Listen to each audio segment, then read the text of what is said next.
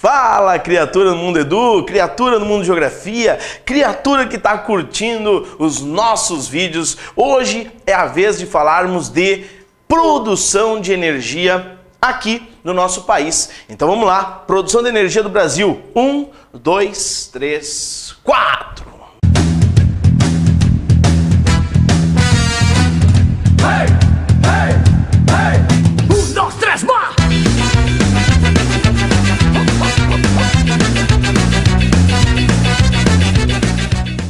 Exatamente isso, criatura. Hoje eu tô aqui para te falar sobre produção de energia do Brasil, assunto mais do que comum, um assunto obrigatório nas nossas provas de vestibular e na sua prova de Enem. Então vamos cuidar, porque esse assunto deve aparecer e você deve saber tudo sobre ele.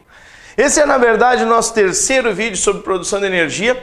Os primeiros vídeos você pode achar no nosso plano de estudos, produção de energia, energias renováveis, e o segundo, energias não renováveis. Esse, então, vai falar sobre o Brasil, as usinas que nós temos por aqui, o potencial de energia que nós temos, os próximos investimentos e, principalmente, qual é a comparação entre o Brasil e o mundo. Vamos ver. Aqui nós temos uma análise sobre o mundo.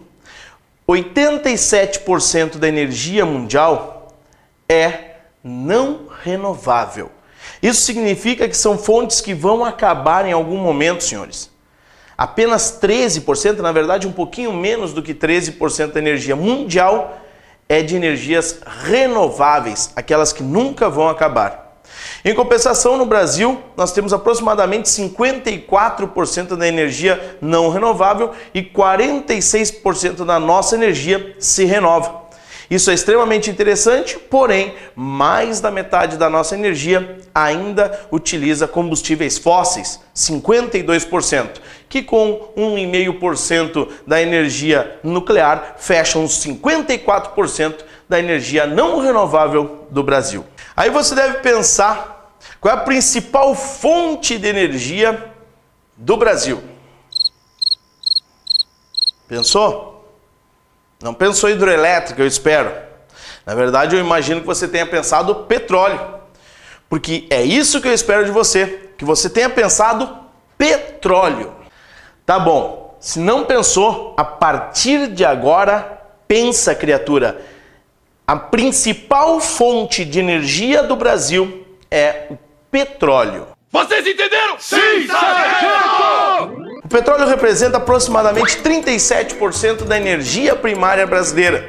E às vezes a gente não se dá conta, mas a gente produz muita energia à base de petróleo na gasolina, no óleo diesel, nos transportes, na indústria e também na geração de energia elétrica.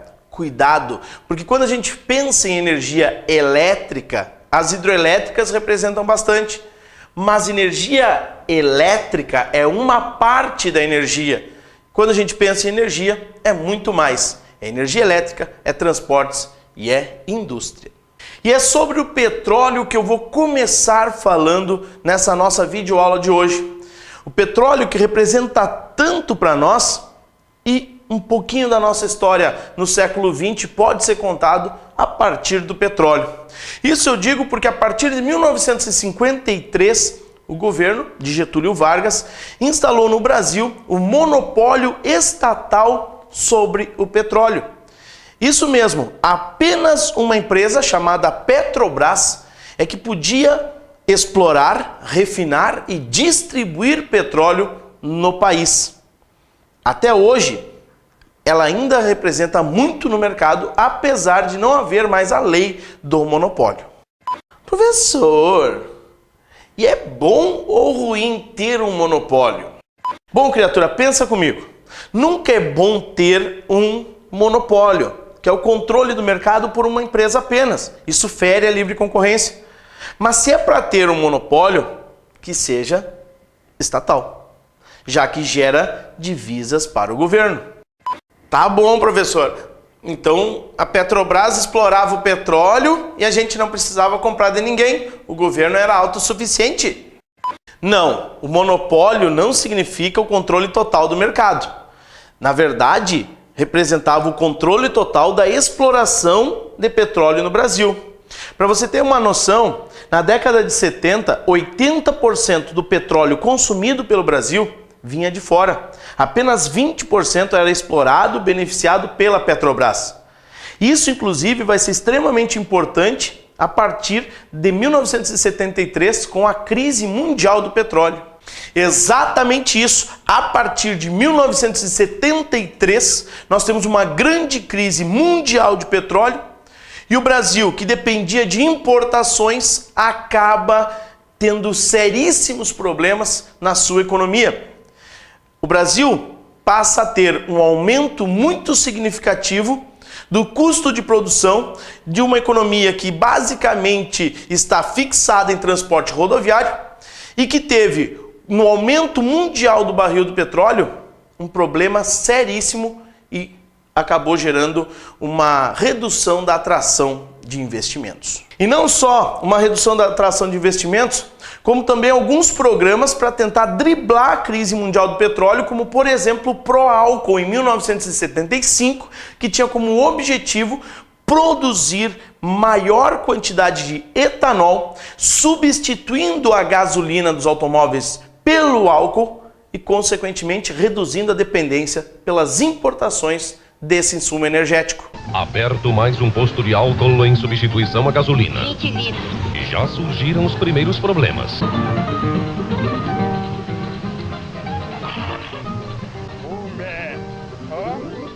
Mas aí, né, criatura, a gente passa por um período complicado na nossa economia, na década de 80, que vai ser chamado de década perdida.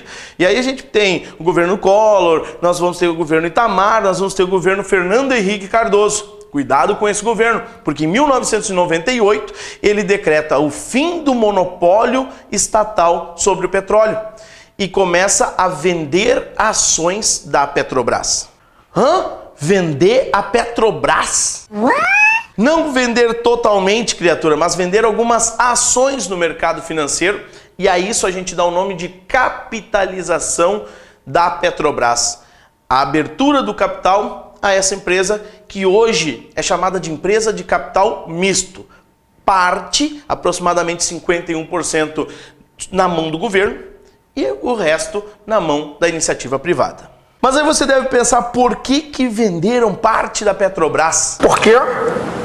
Para justamente capitalizar, gerar divisas, gerar capital para aumentar o investimento, para tentar valorizar a empresa, num processo que a gente já falou também, que é o neoliberalismo. A gente já falou em história, a gente já falou em geografia, que é uma redução da participação do Estado na economia, que na década de 90 vai chegar com tudo na América Latina. Esse aumento da valorização da Petrobras fez com que ela investisse muito em tecnologia, muito em pesquisa, a ponto de, em 2007, termos a descoberta da Bacia de Santos, a chamada camada pré-sal. Inclusive, criatura, foi dito na época que o Brasil teria a maior reserva de petróleo do mundo. Foi dito que o Brasil tinha feito a maior descoberta dos últimos 50 anos, que o Brasil passava a ser uma das grandes potências internacionais. Não foi bem assim. Na verdade, o Brasil fez sim a grande descoberta de petróleo da sua história. Ainda não sabemos ao certo qual a posição do Brasil no ranking do petróleo mundial. Alguns dizem entre as 10 maiores reservas, outros dizem entre as 12 maiores reservas, mas certamente a gente sai da posição 17 para algo bem melhor. Porém, essa reserva pré-sal é muito profunda e o custo operacional é muito grande. E a gente, apesar de já ter uma grande produção, ainda engatinha na exploração desse petróleo, pelo menos nessa camada. Exatamente, embora tenhamos uma boa produção, ainda engatinhamos dado o potencial que essa camada tem. E aí você me pergunta, professor, como assim pré-sal? Pergunta aí. Sério, pergunta. Não. Bom, pré-sal significa que se formou antes da camada de sal. De onde é que saiu esse sal? Do mar. Uau! Criatura, você já pensou por que o mar é salgado? Porque Deus quis, professor. E além dessa explicação, bem, o mar é salgado por causa da erosão. Sim, as gotículas de chuva, quando entram em contato com as partículas de solo, retiram sais minerais. Essa água corre para os rios e dos rios corre para o mar.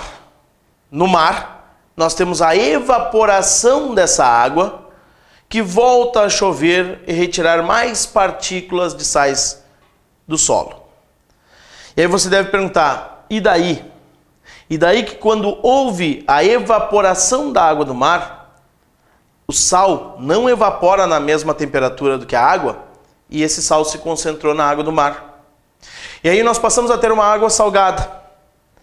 E aos poucos a quantidade de sal vai aumentando, vai aumentando, vai aumentando, e essa solução fica saturada. O que vai acontecer é que começa a acumular sal no fundo do mar. E mais sal vai ficando, vai chegando e vai ficando e vai chegando ali e vai formando uma pequena camada de sal. E essa pequena camada de sal vai engrossando, engrossando, engrossando. E hoje no Brasil nós temos uma camadinha de sal que é de aproximadamente 2.000 metros. Uma camadinha de sal. Criatura, dá uma olhada nessa imagem aqui. Percebe que ali em cima eu tenho a água do mar, eu tenho o fundo do mar, mais ou menos uns 2.000 metros de profundidade do mar, onde o Brasil encontrou a reserva pré-sal. Depois nós temos uma camada chamada de pós-sal, de onde o Brasil tem uma grande produção de petróleo na bacia de Campos. Campos de pós-sal. Depois uma grande camada de sal e ali embaixo nós vamos ter a camada pré-sal, aquela que se formou antes do sal se acumular no fundo do oceano. Cuidado, porque nessa camada nós vamos ter a chamada bacia de Santos. Não confundam com a bacia de Campos, do pós-sal. Nós temos aí então uma grande quantidade de petróleo, porém a profundidade é de 2.000 metros de água, mais 7 a 8.000 metros de rocha e sal. Não é fácil de explorar, não é barato explorar, mas é uma enorme reserva que o Brasil tem desse que é o nervo vital da economia mundial, o petróleo. Além do petróleo, criatura, nós também temos outros combustíveis fósseis, como por exemplo o carvão mineral e o gás natural.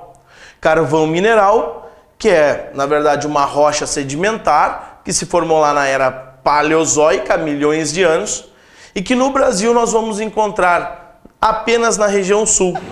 Cuidado, porque nós vamos ter a melhor qualidade entre o carvão brasileiro em Santa Catarina e a maior quantidade no Rio Grande do Sul. Mas professor, o que eu faço com carvão mineral? Churrasco? Não, criatura, não tente fazer churrasco com o carvão mineral. Ele, na verdade, é uma rocha sedimentar, você não vai conseguir queimá-lo na sua casa, mas pode sim queimar numa caldeira de uma termoelétrica para transformar a água em vapor e com esse vapor produzir energia elétrica. Então, o carvão mineral, que foi lá no século XVIII e no século XIX a grande energia do mundo, da primeira revolução industrial, no Brasil a gente também tem uma produção interessante, mas principalmente aí na região sul. Terceiro combustível fóssil que nós temos, o gás natural. E esse gás, ele vai se formar de maneira muito semelhante ao petróleo, pelo soterramento de uma grande quantidade de materiais oceânicos. Vamos ter um pouquinho de gás na Amazônia, um pouquinho de gás no pós-sal, bastante gás no pré-sal também. E compramos gás da Bolívia. Temos inclusive um grande gasoduto que vem desde Santa Cruz de la Sierra, na Bolívia, até São Paulo e de São Paulo até Porto Alegre, pegando a maior população do Brasil aí nessa região centro-sul do nosso país e gerando uma boa quantidade de energia. Aproximadamente 9% da energia brasileira é produzida a partir de gás natural e a maior parte dele vindo da Bolívia. A última fonte não renovável que eu vou falar agora para você é a nuclear. Só que no Brasil a energia nuclear ainda representa muito pouco, cerca de 1,5% do total de energia consumida pelo brasileiro. E na verdade nós temos hoje 2 usinas nucleares, as 2 em Angra dos Reis. A primeira se chama Angra 1, a segunda se chama Angra 2. Elas foram construídas ainda no regime militar, quando o Brasil comprou dos Estados Unidos um reator nuclear e a tecnologia para construir Angra 1. Depois, num consórcio assinado com a Alemanha, o Brasil construiu a usina de Angra 2. E vem construindo desde 1985 a usina de Angra 3. Mas professor, desde 1985, faz 30 anos que o Brasil está construindo, como é que o Brasil está construindo?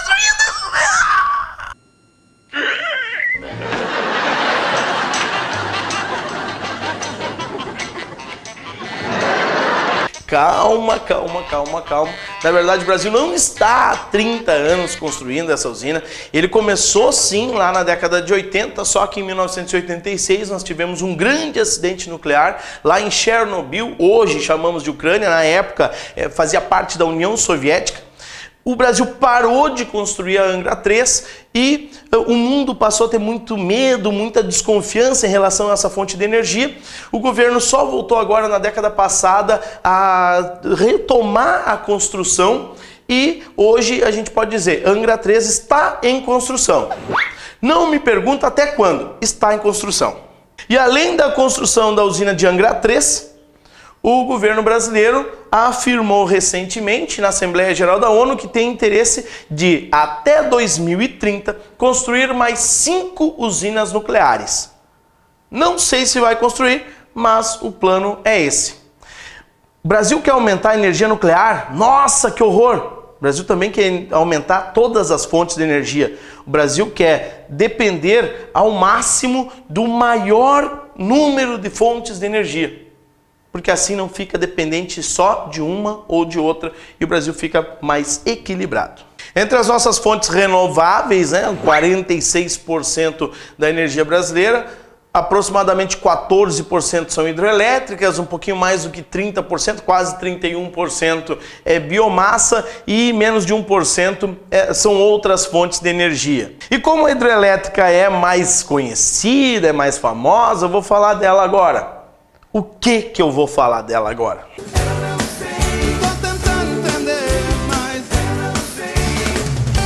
Eu já falei como é que se produz energia hidrelétrica nos nossos outros vídeos sobre energia. Aqui eu tenho que falar sobre o Brasil.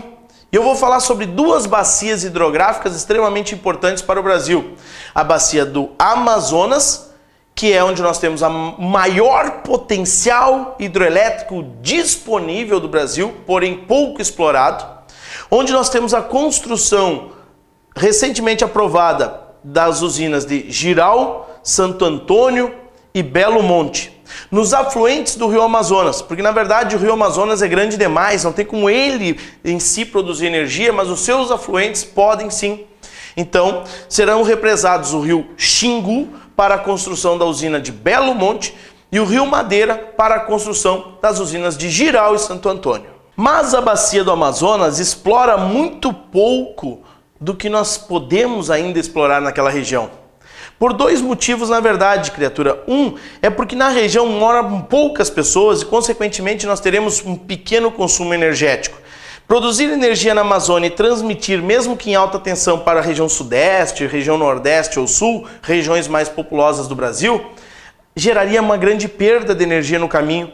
E o segundo motivo para que nós não tenhamos uma grande produção energética na região são os impactos ambientais por conta da área inundada por essas represas. Principalmente por causa das áreas de preservação ambiental ou as regiões de comunidades indígenas. Fatos que acabaram gerando muita polêmica quando da aprovação dessas usinas que eu falei anteriormente. A segunda bacia que merece atenção é aquela que tem a maior produção de energia hidrelétrica no Brasil, a que tem o maior potencial hidrelétrico instalado, que é a bacia do Paraná. Na região sudeste, principalmente, nós vamos ter aí a Bacia do Paraná com 7 das 10 maiores usinas do Brasil. Mas não apenas essas 7, são muitas usinas que não tem nem como falar aqui todas as usinas da Bacia do Paraná. Eu vou falar de uma só, Itaipu, que por 30 anos foi a maior usina hidrelétrica do mundo, construída em 1980 no Rio Paraná, na fronteira com o Paraguai. Mas professor, se fica na fronteira do Paraguai, vai ser metade do Brasil e metade do Paraguai? Tá aí, ó, exatamente isso, criatura, tá aprendendo, tô gostando de ver, exatamente isso, metade do Brasil, metade do Paraguai. Mas professor, e se o Brasil tem metade, usa toda a energia, e o Paraguai tem a outra metade e não usa toda a energia, o que ele faz? Vende para o Brasil? Exatamente, criatura! Chego a ficar emocionado dessa forma. Sim, exatamente isso. O Brasil consome os 50% da sua parte. O Paraguai só usa 10% da energia de Itaipu. E 40% que o Paraguai não usa, ele vende para o Brasil. It's amazing. Criatura, embora a hidrelétrica seja extremamente importante para o Brasil, ela não é a nossa principal energia renovável. A nossa principal renovável é a biomassa. Professor, e o que é biomassa? Né, criatura? Não dá para saber tudo. Biomassa é a produção de energia a partir de elementos biológicos. A principal utilização da biomassa no Brasil está nos transportes com o etanol. Sim, o etanol representa muito nos nossos carros de passeio, principalmente o chamado álcool combustível. Ele é, no Brasil, produzido a partir de cana-de-açúcar e o Brasil é o segundo maior produtor mundial, atrás dos Estados Unidos apenas, que produzem à base de milho. Embora o etanol seja um bom substituto para a gasolina, a biomassa não para por aí. Ela também pode ser uma substituta para o óleo diesel convencional, a partir do chamado biodiesel, a partir de sementes oleaginosas como a soja, a mamona, o girassol, o dendê, o babaçu. E embora a utilização da biomassa nos transportes seja principal, ela também pode ser utilizada para as termoelétricas através da queima do bagaço de cana, da casca de arroz, da madeira e outras coisas. Dessa forma, a biomassa representa quase 1/3 da energia consumida no Brasil e tem um grande potencial aqui no nosso país para que a gente aumente a produção dessa fonte. Desmatarmos a Amazônia e transformarmos aquilo lá num grande canavial.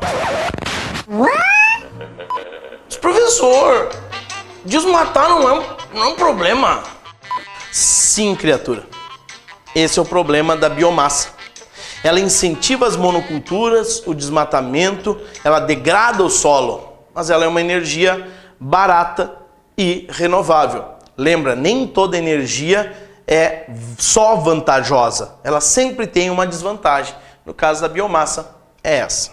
E criatura, além dessas que a gente já falou, nós temos ainda as fontes alternativas, que são fontes que ainda são bastante caras e não são utilizadas em massa no Brasil, como por exemplo a energia eólica, que é a energia produzida a partir dos ventos, com grande potencial na região nordeste do país, onde os ventos são mais intensos. A energia solar, que é uma energia importantíssima, aproveitando a nossa posição latitudinal. O Brasil é um país tropical com uma grande quantidade de sol, muito utilizado na zona rural, mas ainda uma energia bastante cara. E também poderíamos aproveitar todo o nosso enorme litoral, a variação das marés e as ondas e produzirmos energia oceânica. Hoje, nós só produzimos energia oceânica no Ceará, ainda de maneira experimental, na região do Porto de Pecém. E criatura, temos um enorme potencial para outras fontes de energia. Temos, sim, um enorme potencial para desenvolvermos fontes alternativas. Porém, essas fontes ainda são extremamente caras. Temos um potencial para aumentarmos a produção de biomassa, mas acabam degradando o solo. Temos muitos rios, principalmente na região amazônica, mas a área inundada é um problema. Então vamos utilizar as fontes não renováveis? O problema é que elas não são renováveis e no caso dos combustíveis fósseis geram grande poluição. A principal questão não é como nós estamos gerando energia, mas como nós estamos consumindo a energia. Se nós estamos consumindo com consciência. Isso é importante.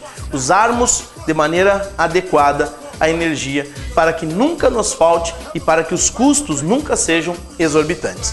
Certo, criatura? Até um próximo momento, até um próximo vídeo, até a próxima. Tchau! E agora você desliga, apaga a luz, fica aí economizando energia. Beijo!